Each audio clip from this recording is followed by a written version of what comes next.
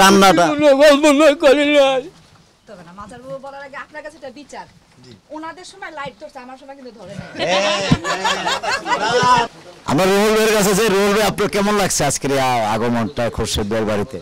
খুবই ভালো লাগতেছে যে গ্রামের একটা পরিবেশ। আমরা তো ঢাকা শহরে থাকি, আসলে এই পরিবেশটা পাই না। যদিও আমার বাড়ি গ্রামে বরিশালে, কিন্তু ওই গ্রামে ঈদ কেন্দ্রিক বা উৎসব কেন্দ্রিক যাওয়া হয়, যে একটা গ্রামে এসে ফিল বৃষ্টি, মানে খুব একটা গ্রামীণ আবহাওয়া, খুব মানে শৈশবের কথাটা মনে পড়তেছে।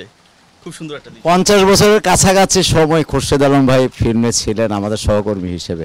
তারপর একটা বিরাট আকারের একটা বিদায় সংবর্ধনা করেছেন আপনারা সবাই মিলে, মাজার বাবুর নেতৃত্বে সবাই ছিলেন। তো আজকে ওনার বাড়ি পর্যন্ত এসেছেন, এই বিষয়টির মূল্যায়ন বা উপলব্ধি কি? এটা খুবই ভালো একটা উদ্যোগ, কারণ চলচ্চিত্রের মানুষ এবং আমরা কয়েকজন সাংবাদিকরা যে উদ্যোগটি নিয়েছি, এটা নিঃসন্দেহে আপনার প্রশংসার দাবিদার। আমরা কতটুকু সফল হয়েছি বলতে পারবো না, কিন্তু চেষ্টা করেছি। ধন্যবাদ। আমরা এখন কথা বলবো জনপ্রিয় নায়িকা মুক্তির সঙ্গে রুমানা ইসলাম মুক্তি। আপনার প্রতিক্রিয়া ব্যক্ত করুন। খোরশেদ ভাইয়ের বাড়ি পর্যন্ত এসে পৌঁছেছেন ঢাকা থেকে প্রায় 5 ঘন্টার পথ। অসম্ভব ভালো লাগছে, গ্রাম আমার এমনিও ভালো লাগে, আর খোরশেদ আলম মামার বাড়িতে এসে আমার খুবই আমার ভালো লাগছে, কারণ একটা বৃষ্টি একটা ওয়েদার, আর আমরা একটু হেঁটেও বৃষ্টিতে ভিজে ভিজে আসছি একটু, হ্যাঁ সব কিছু মিলিয়ে একদম অসাধারণ, খুব ভালো লাগছে। তো আপনার কি মনে হয়েছে এখানে আসাটা খুবই আত্মীয়র একটা বাড়ি বা সহকর্মীর বাড়ি এরকম বিষয়টি, নাকি শুধু একদম এটা যদি একটু আসলে এটা আমি বলবো যে এটা আমাদের আপনজন। খোরশেদ আলম মামা হচ্ছে আমাদের আপনজন। উনি প্রায় 50 বছর ধরে এফডিসিতে কাজ করছেন, সেটের কাজ করতেন উনি। আর হচ্ছে এখানে আমার চাইতে আমার মা ওনাকে অনেক ভালো চেনে। তো সব কিছু বিবেচনা করে বলবো যে আমার মনে হচ্ছে যে আমার নিজের আপনজনের বাড়িতে আমি আসছি আজকে। খোরশেদ ভাই, আপনার কেমন লাগছে যে মুক্তি যে আপনার বাড়িতে আসছেন, এখন আপনার পাশাপাশি বসা? আমি ইনশাল্লাহ ভালো আছি, তবে আমি এই জীবনও কল্পনা করি নাই যে আমার বাড়িতে আমরা যে আসবেন, আসা যে আমার দেখা করার জন্য আইসেন, তবে করতেন আইসেন, আমার সাথে দেখা করবেন এই উদ্দেশ্য নিয়ে। আর আমার ভাগ্য দিব কি না মাওলা কারিম, তুমি রব, তুমি পুরালা মালিক। তবে আপনারা যে আমার মাজাহার বাবু, যে সাইমন স্যার, এরপরে দি গাজী মাহবুব সাহেব, যে মুক্তি ম্যাডাম, যে আমার জন্য যে পরিশ্রমটা করছে, আমি যেন আর সব, কিন্তু আমি জীবনও কল্পনা করি না যে আপনারা যে আমার জন্য এত পরিশ্রম করবেন। তবে সবচেয়ে থেকে বেশি পরিশ্রম করছে গাজী মাহবুব সাহেব আর হইল মাজাহর বাবু। আমি তাদের আমার গায়ে রক্ত দিয়ে, আমার গায়ে সামনা দিয়ে আমি দায় দিতে পারবো না। পরিশ্রম সবাই করেছে, হয়তো তুমি আপনি তো আজকে হাসবেন, আমরা আসছি, আপনার আজকে তো কান্নাটা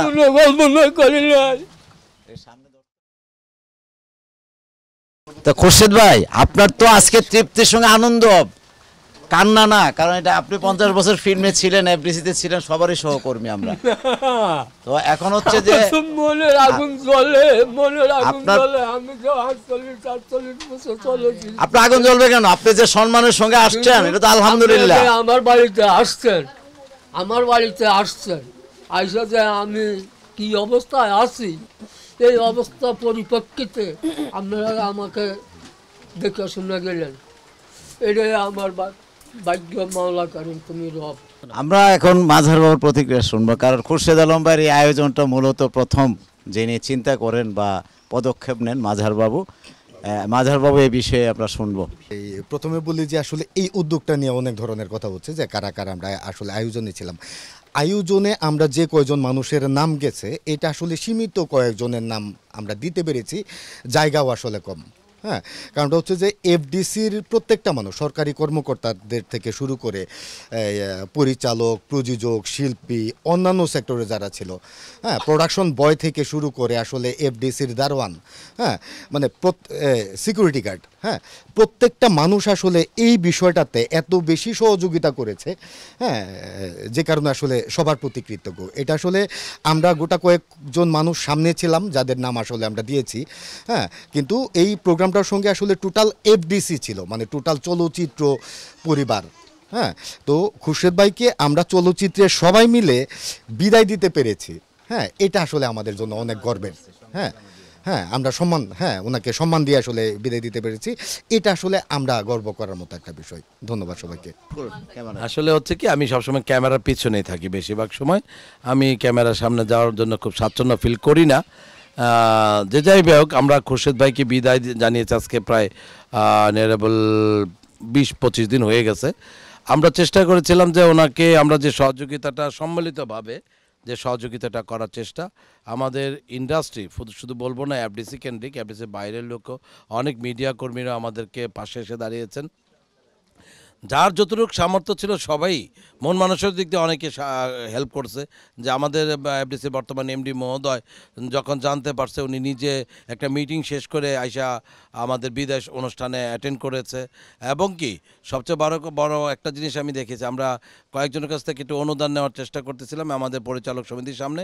একজন নির্মাতা স্বাচ্ছন্দ্যে এসে বলল, ভাই আমার পার্টিসিপেট থাকবে না। সাথে সাথে একটি অনলাইন ভিত্তিক পোর্টাল থেকে আমাদের একটি নাম্বারে টাকা দিয়ে দিল। যতটুকুই টাকা দিয়েছে তার কাছে আমি বলবো আমি কৃতজ্ঞ।